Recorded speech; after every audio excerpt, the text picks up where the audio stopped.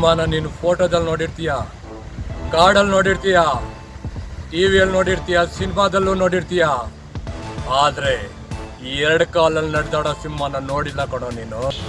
ನನ್ನನ್ನು ತೆಗಿಸ್ದೆ ಅಂದ್ರೆ ನೀನು ಎದುರ್ದೆ ಎಂದ ಅರ್ಥ. ನೀನು ಎದುರ್ದೆ ಅಂದ್ರೆ ನಾನು ಗೆದ್ದೆ ಎಂದ ಅರ್ಥ. ತೊಂದರೆಯಲ್ಲಿರೋರ್ನ ಆ ದೇವ್ರ ಕೈ ಬಿಡಲ್ಲ, ಆದ್ರೆ ತೊಂದರೆ ಕೊಡೋರ್ನ ಈ ಕೆಂಪೇಗೌಡ ಬಿಡಲ್ಲ. ನಾನ್ ಚಿಟಿಕೆ ಹೊಡೆದ್ರೆ ಮಂಡ್ಯ, ಮೈಸೂರು, ಮದ್ದೂರು, ಚಿತ್ರದುರ್ಗ ಇನ್ನು ಎಲ್ಲಿಂದ ಬೇಕೇಳು, ನೀನ್ ಕಣ್ಣು ಮಿಡ್ಸೋದ್ರಲ್ಲಿ ಜನ ಬಂದು ನಿಂತ್ಕೋತಾರೆ. ಇದು ಕೊಡ ಈ ಕೆಂಪೇಗೌಡನ ತಾಕತ್ತು.